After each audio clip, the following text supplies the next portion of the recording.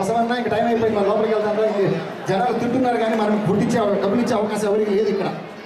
బసవన్న అక్కడ రవి గుర్తి గారు ఉన్నారు, ఆయన పలకరిద్దాం. ఆయన చాలా మంచి, ఆయన చెయ్యి పెద్దది అయింది.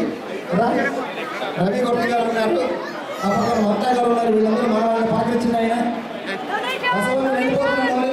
బసవన్న అక్కడ సిద్ధంగా ఉన్నారు, వెళ్ళిపోయి కోపడతాం మన మీద.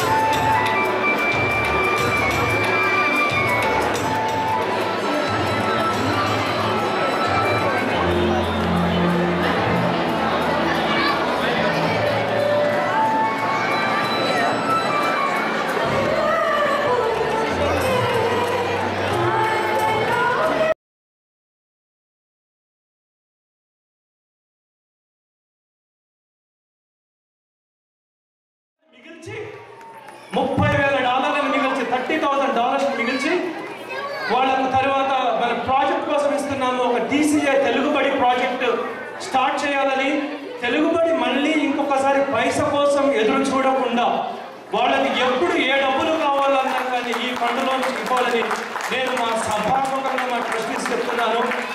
అవును, మీ అందరికీ అనిపిస్తుంది ఇది ఒక ట్రస్టీ అకౌంటే, బట్ తెలుగుబడి కోసం దీన్ని ఖర్చు చేయాలని, తెలుగుబడి వాళ్ళకు ఎప్పుడు ఏ అవసరం ఉన్నా వాళ్ళు మీ ముందుకు వచ్చినట్టయితే ఈ తెలుగుబడి ప్రాజెక్ట్స్ నుంచి ఇవ్వండి.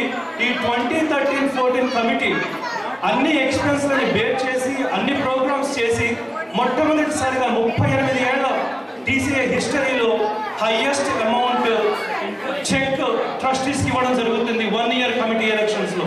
దానికి కానీ ఇది నా ఒక్కడి కృషి కాదు, మా కమిటీ వాళ్ళందరూ సహాయ సహకారాలతో చేసినటువంటిది.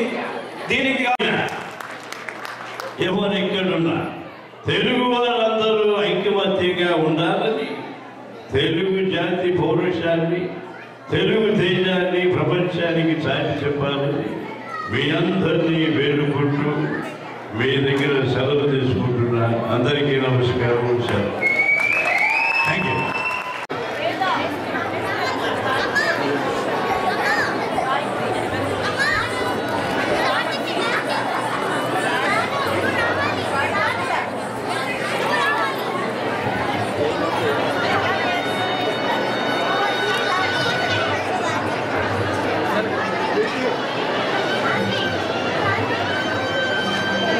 Sweetie, ఇక్కడ కూర్చో.